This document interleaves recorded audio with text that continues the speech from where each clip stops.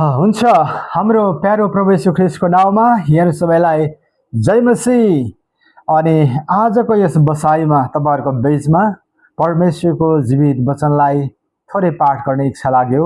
अनि यो वचन विशेष गरी अहिलेका जवान भाइ बहिनीको लागि महत्त्वपूर्ण हुन सक्छ। अनि जुन वर्तमान परिस्थितिमा हेर्छौं भने चाहिँ जवान भाइ बहिनीहरूले सानोभन्दा सानो कम्प्रोमाइज अथवा सम्झौता गरेको कारणले गर्दाखेरि उनीहरूको जीवनमा ठुला ठुला समस्याहरू आएको देख्छौं। अनि त्यो कारणले गर्दा यो आज जुन बोलेको मेसेजले केही हदसम्म उनीहरूको जीवनमा काम गर्छ भन्ने मैले इच्छा राखेको छु।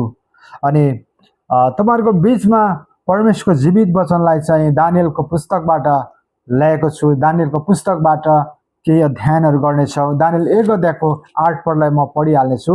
यहाँ यसरी लेखेको छ, तर दानियलले राजके भोजन र दाखमध्ये खाएर आफैलाई अशुद्ध नपार्ने निर्णय गरे र तिनले यसरी आफैलाई अशुद्ध नपार्नलाई प्रमुख अधिकृतसँग अनुमति मागे। 9 पद पनि पढिहाल्छु। अनि परमेश्वरले ती अधिकृतलाई दानियल प्रति कृपा र सहानुभूति देखाउने तुल्याउनु भयो। हालेलुया, आमेन, आमेन। परमेश्वरको वचन शक्तिशाली छ, प्रभावकारी छ, क्रियाशील छ, दुईधारी तरबार जस्तै छ। आमेन।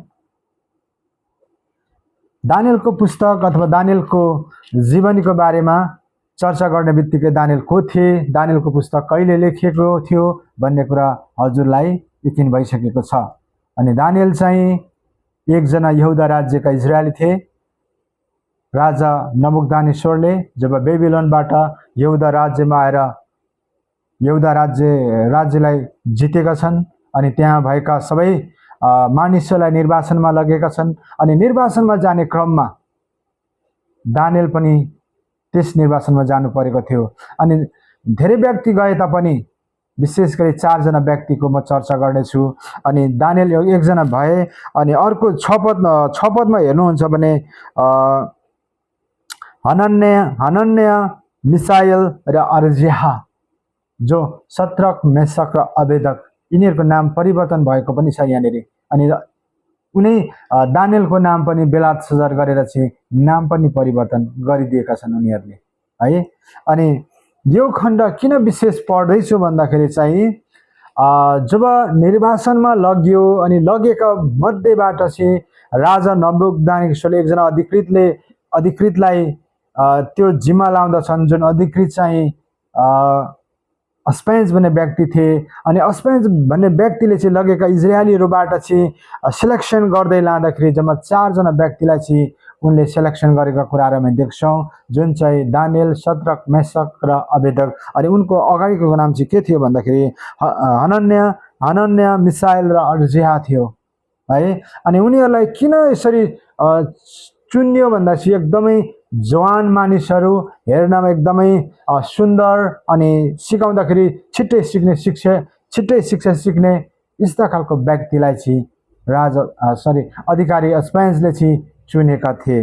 अनि उनीहरू चुनिनुको कारण चाहिँ राजा नबुकदनेस्सर अथवा राज खानदानमा चाहिँ उनीहरूले चाहिँ राजके खानाहरूलाई चाहिँ सर्भिस गर्नको लागि, उनीहरूको सेवा पुर्याउनको लागि उनीहरूले चुनेका थिए है। अनि त्यो चुनिने गर्दाखेरि दानियलको लागि एउटा चुनौती आएको छ। जुन चुनौती चाहिँ राजके खाना भित्र दाखमध्ये पनि हुन्थ्यो। अनि त्यो दाखमध्ये चाहिँ राजालाई लिएर जानुभन्दा अगाडि उनीहरूले खानु पर्थ्यो अथवा चाख्नु पर्थ्यो है। अनि यो चाख्नुको पनि एउटा अर्थ छ, त्यतातिर नजाउँ हैन। अवश्य पनि राजके खानदानमा काम गरिसकेपछि राजालाई खुवाउने कुरा हैन, विषहरू हालेको हुन सक्छ, शङ्का हुन्छ। त्यही भएर पहिले चाहिँ जुन लाने व्यक्तिहरूले खानु पर्थ्यो, त्यसपछि मात्रै राजाले खान्थ्यो। अनि यो चुनौती आउँदै गर्दाखेरि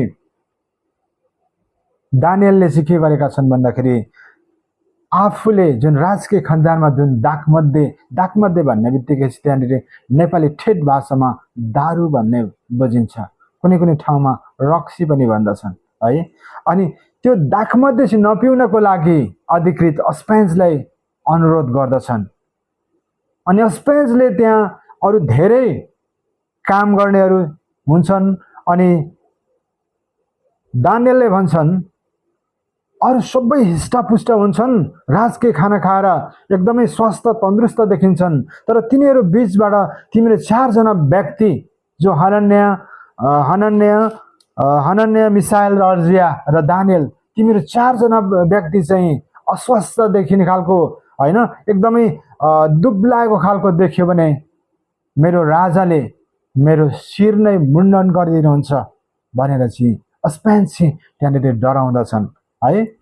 तर 9 पदलाई हेर्नुहुन्छ भने जब दानियलले चाहिँ त्यो दागमध्येहरू त्यो राजको खानदानबाट चाहिँ त्यो पिउने खानेकुराहरू चाहिँ नखाने वादा उनले गरिसकेपछि 9 पदमा हेर्नुहोस् न परमेश्वरले कसरी काम गर्नुहुन्छ।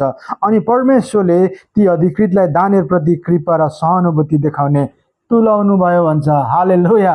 परमेश्वरको शक्तिले अलरेडी त्यहाँ काम गरिसक्नु भएको छ हेर्छौ भने है। दानियलले जुन अपर्च्युनिटी छ, जुन कम्प्रोमाइज गर्ने ठिक ठाउँमा आएको छ, त्यो कम्प्रोमाइजलाई कहिलेकाहीँ आज यहाँनिर धेरै ठाउँमा हामीले परमेश्वरको राज्यको लागि यस भन्ने काम गर्छौँ भने यस अवस्थामा चाहिँ उनले न भनेको छन्, न कम्प्रोमाइज गरेका छन् है। हामीले धेरै ठाउँमा नो कम्प्रोमाइज गर्नुपर्ने हुन्छ। जो नो कम्प्रोमाइज गरेको कारणले गर्दाखेरि परमेश्वरको त्यो आशिष, परमेश्वरले दिनुपर्ने त्यो अनुग्रह दानियलको जीवनलाई हामी देख्छौँ। जब दानियलले त्यो राजकीय खानदानको त्यो दागमध्येहरू नपिउने वादा उनले गरिसकेपछि साँच्चीकै परमेश्वरले त्यहाँको अधिकृतहरूसँग त्यो बोल्नु भएको छ। अनि उनले एउटा प्रस्ताव पनि राखेका छन्। जब त्यो अस्पेन्सले तिम्रो 3-4 जना चाहिँ दुब्लाएको मान्छे भेट्यो भने राजाले मेरो शिर मुण्डन गरिदिन्छ भन्ने प्रस्तावलाई चाहिँ अब हामी सागपात खान्छौँ। अनि 10 दिनसम्म हामीलाई जाँचेर हेर्नुहोस्, राजकीय खानदान खाने र हामी सागपात खाने व्यक्तिलाई जाँचेर हेर्नुहोस् भनेर एउटा प्रस्ताव राखेकोहरू देख्छौँ। अनि 10 दिनपछि साँच्चीकै त्यो अधिकृतले दाँचेर हेर्दाखेरि त्यो राजकीय खानदान खानेहरू व्यक्तिहरूभन्दा दानियल, शद्रक, मेशक र अबेदनगो चाहिँ हिष्टपुष्ट र चिल्लाहरू देखिन्थ्यो भन्छ त्यहाँनिर वचनले है। प्रिय जवान भाइ बहिनीहरू,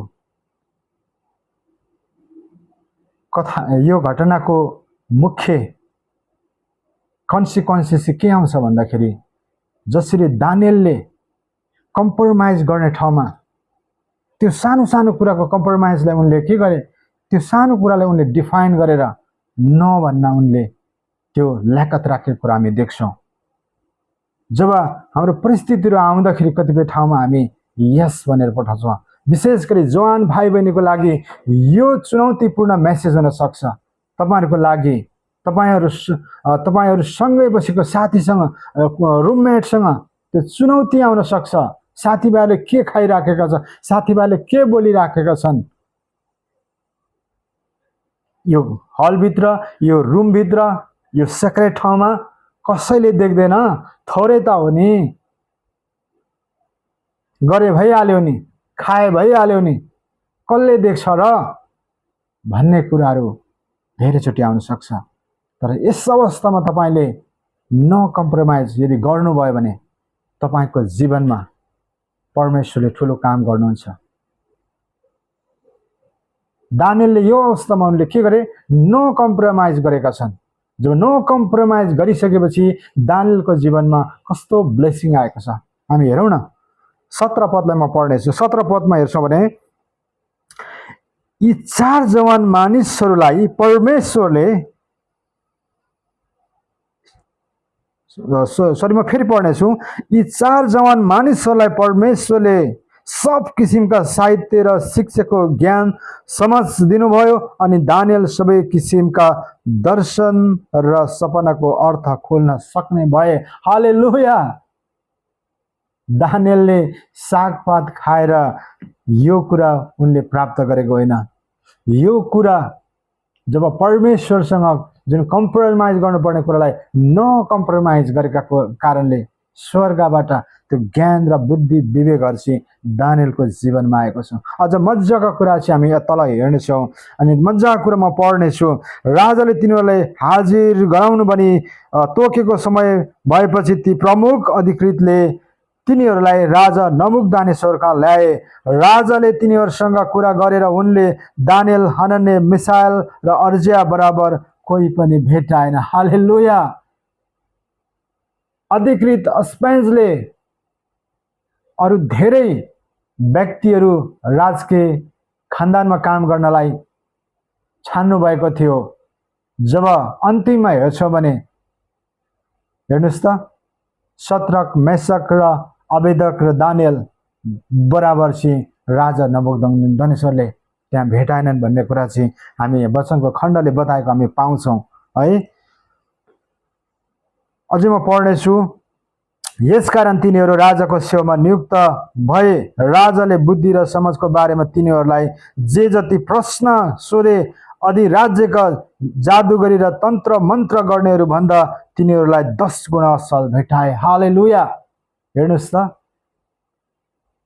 राजा नबुकदानेश्वर एउटा मूर्तिलाई पुज्ने व्यक्ति, तन्त्र मन्त्रमा विश्वास गर्ने व्यक्ति, अनि उसको आफ्नो सारा इलाकाका त्यो तन्त्र मन्त्र जादुगर गर्ने व्यक्तिहरू भन्दा 10 गुणा चाहिँ त्यति निपुण व्यक्ति चाहिँ शद्रक, मेशक, अबेदक अर्थात् हनन्याह, मिसाएल र अर्जिया र दानियललाई देख्छौँ यहाँनिर। के को कारणले यो आयो भन्दाखेरि प्रियहरू, जब उनीहरूले ठिक ठाउँमा कम्प्रोमाइजलाई सही निर्णय गरेका छन्, जुन सम्झौताका कुराहरू आएको थियो त्यो सम्झौताका कुराहरूलाई उनीहरूले के गरेका छन्, नभनेका छन्। जो नभनेको कारणले गर्दाखेरि परमेश्वरले उनीहरूको जीवनमा त्यो समझ शक्तिहरू अनि त्यो सबै दर्शनहरू खोल्नको लागि 17 पदको कन्क्लुजनले त्यही भन्छ, उनीहरूलाई चाहिँ के छ, त्यो शिक्षा अर्थ खोल्ने त्यो समझ शक्तिहरू चाहिँ परमेश्वरले दिनुभएको छ। आमेन। यदि आज तपाईहरुको जीवनमा यस्तै किसिमको सम्झौता पनि आयो भने तपाईले नभन्न सक्नुपर्छ। यदि तपाईले नसम्झौता गर्नुभयो भने, कम्प्रोमाइज गर्नुभयो भने, कम्प्रोमाइज गर्नुभयो भने परमेश्वरले चाहिँ तपाईहरुको जीवनमा प्रशस्त मात्रामा आशिष दिनुहुन्छ र परमेश्वरको राज्यको लागि तपाई एउटा बहुमूल्य व्यक्तिको रूपमा परमेश्वरले खटाउनुहुन्छ। आमेन। हुन्छ, आजको यो छोटो वचनबाट तपाईहरुलाई केही न केही कुरा तपाईले प्राप्त गर्नुभएको छ भन्ने मैले विश्वास गरेको छु र अहिलेलाई वचनको खण्डलाई म यतिकैमा राख्न चाहन्छु। हुन्छ, परमेश्वरले धेरै आशिष दिनुभएको होस्। जय मसीह।